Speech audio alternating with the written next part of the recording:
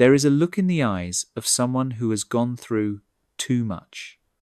It's not just tiredness, and it's not just age. It is the look of a soul that has lived 100 lifetimes in a single body. If you feel like you are older than your years, or if you feel disconnected from the petty dramas of everyday life because you have survived things that would break most people, I need you to listen to this. You are likely telling yourself that you are damaged goods.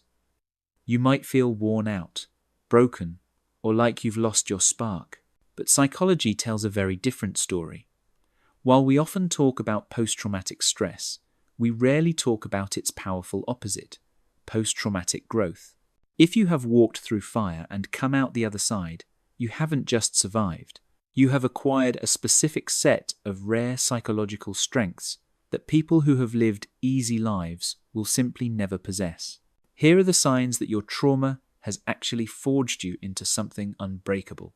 The first strength is what I call high-definition empathy. Most people operate on the surface. They understand pain theoretically, but you know the texture of it. Because you have been in the dark, you can spot someone else standing in the dark from a mile away. You have likely noticed that strangers open up to you.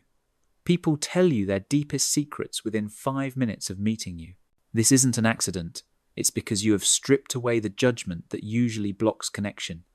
You know how fragile life is, so you don't waste time on the superficial. You possess a depth of character that acts like a magnet for other healing souls.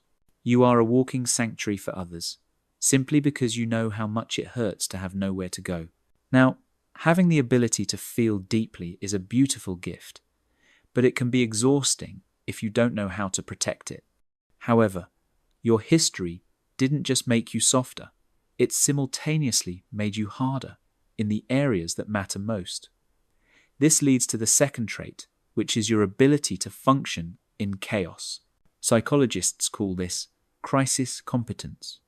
When the average person encounters a sudden crisis, a medical emergency, a financial collapse, or a sudden loss, their nervous system spikes into panic.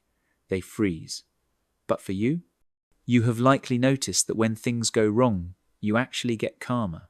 This is because your baseline for stress has been shifted. You have survived hell. A flat tire or a rude comment cannot shake you because you have faced the dragon and lived. While others are losing their heads, you are the eye of the storm. You are the one formulating a plan. You aren't indifferent. You are just battle-tested. You have a resilience muscle that is so developed, things that would ruin someone else's week barely even register on your radar. But being the calmest person in the room is just a survival mechanism. The true rarity of your character reveals itself when the dust settles, and you have to decide who you want to be. This is where the third and most powerful strength comes in. It is your radical authenticity. There is zero tolerance for fake in a person who has suffered. Once you have lost everything or been pushed to your absolute limit, the ego dissolves. You stop caring about impressing people who don't matter. You stop chasing status symbols that mean nothing. People who haven't struggled are often terrified of what others think. They wear masks. You burned your masks a long time ago to keep warm. You speak the truth, even when it's uncomfortable. You value time more than money because you know it's not guaranteed. This makes you intimidating to people who are living a lie, but it makes you deeply attractive to people who are looking for the truth. You are the real deal in a world of plastic. So let's reframe the concept of being broken. In Japan, there is an art form called kintsugi. When a bowl is broken, they don't throw it away. They put it back together with gold lacquer.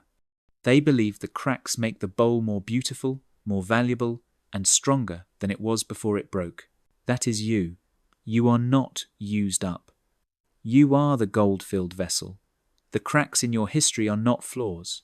They are proof of your expansion. You are capable of holding more light because you have been cracked open. So do not envy those who have walked an easy path. They are fragile. You are anti-fragile. You have been forged in the fire, and that is a strength that cannot be bought, taught, or faked.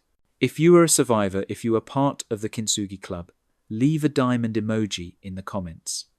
Diamonds are only created under pressure, and I want to see you shining down there. And if you appreciate videos like this,